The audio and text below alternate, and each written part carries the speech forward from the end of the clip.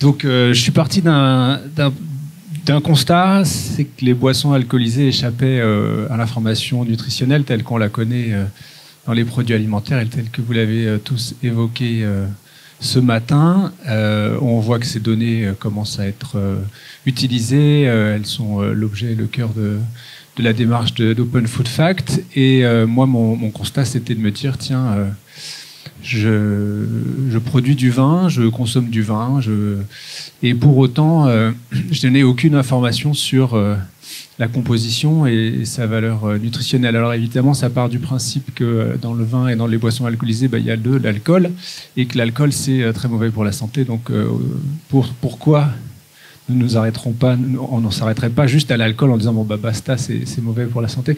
Bon, pour autant, ça permet quand même de différencier deux produits qui semblent similaires et qui ne le sont pas toujours exactement. Donc j'ai créé dans ma bouteille en 2019, je dirais même en 2017, mais ça a vraiment abouti en 2019, et j'ai été présenter cette démarche au Parlement européen en 2019 et en 2020. Et il faut savoir que depuis le 8 décembre 2023, c'est devenu une obligation réglementaire. Donc les vins et les vins aromatisés vont être obligés. En fait, ils le sont déjà, mais dans la pratique, ça commence que l'hiver prochain. Sont obligés d'indiquer les valeurs nutritionnelles et la composition de leur boisson et de votre boisson préférée. Alors, il y a une petite exception. C'est que on peut l'indiquer sur la bouteille. On peut l'indiquer, donc le terme que tu utilisais tout à l'heure, c'était on label ou sur le packaging, quoi, je sais plus. On pack, merci. Mais ils ont aussi une dérogation exceptionnelle, et c'est un peu une première mondiale. Ils ont la possibilité d'indiquer ces données à travers un système numérique. Et le système numérique utilisé aujourd'hui pour ça, c'est le QR code. Donc l'équivalent du tableau nutritionnel qu'on connaît tous pour une bouteille de Coca-Cola se trouve derrière un QR code que le consommateur doit scanner pour avoir accès à ces informations. Donc en fait, c'est une première mondiale, d'abord sur le fait que les alcools doivent être plus transparents sur leur façon de produire. Et alors qu'ils avaient 40 ans de retard, ils se retrouvent un peu à devenir les précurseurs de ce que pourrait être une information digitalisée. Alors dans l'information digitalisée, si on s'arrête simplement à la valeur calorique, on se dit c'est un peu dommage parce qu'on pourrait le mettre en pack. Donc l'opportunité ici, je pense, c'est aussi de se dire mais on pourrait en numérique y mettre beaucoup plus. On pourrait avoir derrière chaque produit autant de données que Open Food Fact a dans sa base de données en accès immédiat en scannant simplement un QR code.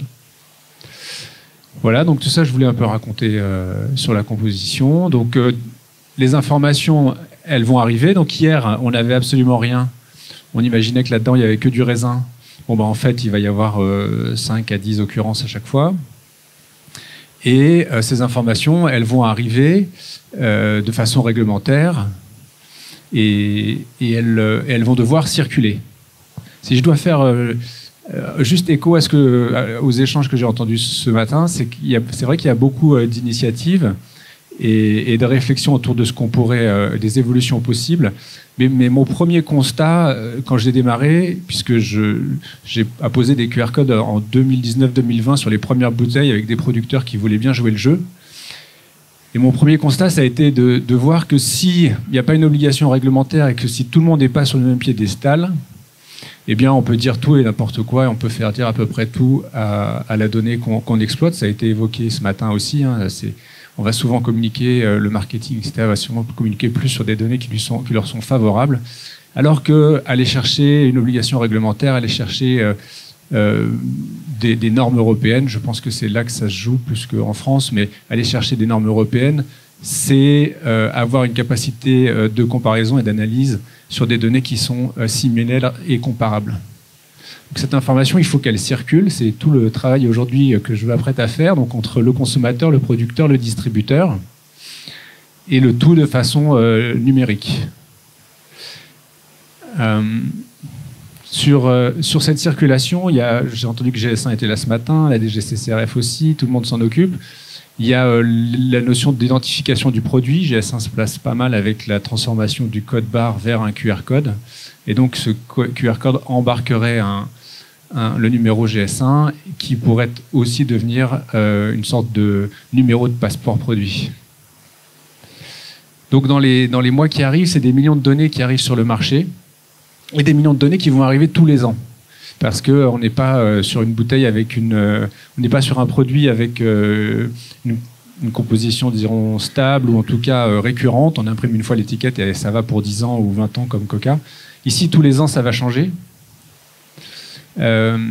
Et la démarche a permis aux viticulteurs de s'y mettre à contre-cœur. Mais la perspective, c'est aussi que les autres alcools vont devoir s'y mettre. Et là, évidemment, le marché des alcools hors vin, c'est-à-dire bière, pour cidre, et puis après les spiritueux, vont devoir s'y mettre. Donc ça va aussi faire énormément de données en plus.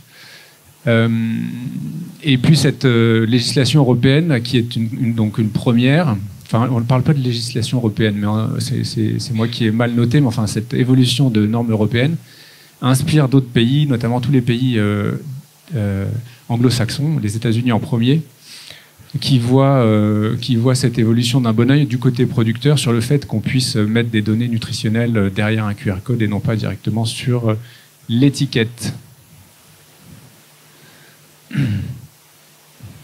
Peut-être que je fais une petite parenthèse sur ce que ça peut apporter aux producteurs, le fait que ce soit dématérialisé plutôt que sur l'étiquette. Le premier avantage, c'est qu'on a des produits récurrents qui ont ce qu'on appelle les additifs last minute. Donc ça veut dire que vous êtes obligé d'imprimer votre étiquette 2, 3, 4 mois avant la mise en bouteille, et qu'au moment de la mise en bouteille, vous devez ajouter ceci, cela, c'était pas prévu, vous rééquilibrez l'acidité. Donc la première chose qu'ils ont fait valoir, c'est d'avoir à ajouter des ingrédients, pour les appeler poliment, vraiment à la dernière minute, et donc de rendre incompatible la préparation de l'étiquetage. L'autre avantage, et la France est plutôt bien placée, c'est-à-dire qu'on est un gros pays exportateur, et le fait d'avoir ces informations de façon numérique, donc la plateforme Dans ma bouteille par exemple, quand vous scannez un QR code, je vous inviterai à venir scanner ce premier QR code, vous avez accès à toutes les informations, et si votre téléphone est paramétré en danois, eh bien les informations s'affichent immédiatement en danois. Ça a aussi pour répercussion souvent une meilleure lisibilité, c'est-à-dire c'est le fait de pouvoir lire enfin ce qu'il y a sur la contre-étiquette et non pas d'être obligé de plisser les yeux comme ça m'est arrivé hier soir pour lire des mini-lignes sur une mini-étiquette. Et le dernier avantage qu'ils ont fait valoir, en fait, c'est tout l'aspect culturel. Est-ce qu'une bouteille de Château Margaux doit avoir un tableau nutritionnel de 6 lignes en noir et blanc, alors que voilà, c'est l'aspect culturel. On est d'accord, on n'est pas d'accord. Ils l'ont obtenu, ça a été autorisé par l'Europe. Et la perspective quand même que je trouve moi intéressante, elle va pas à l'inverse de ce que j'ai entendu ce matin, mais je pense qu'elle apporte un complément, c'est-à-dire cette perspective de dire que toutes les informations qu'on essaye de résumer à travers des labels, à travers des étiquetages, en fait elles viennent de profusion de données très importantes, et la numérisation, la structuration de ces données et aussi le travail pour les rendre obligatoires, rendre leur publication obligatoire, c'est ça en fait, c'est la possibilité d'élargir les obligations de communication d'information de producteurs, puisque en fait ce qui a été construit aujourd'hui, ça a été aussi réfléchi dans la mesure où on s'est dit il y a un packaging, le packaging il peut pas tout contenir, donc on va résumer l'information nutritionnelle à quelques lignes. Cette numérisation là, elle permet une plus grande transparence, elle permet aussi d'imaginer les obligations de demain en fait, c'est-à-dire les données de demain auxquelles n'importe qui pourrait avoir accès. Et là, ouais, peut-être pour étayer ce dernier propos, une vision que j'aime bien. En Californie, donc les lois se font les lois se font par État aux États-Unis. En Californie, ils ont fait une loi qui rend public les cahiers de traitement de façon géolocalisée.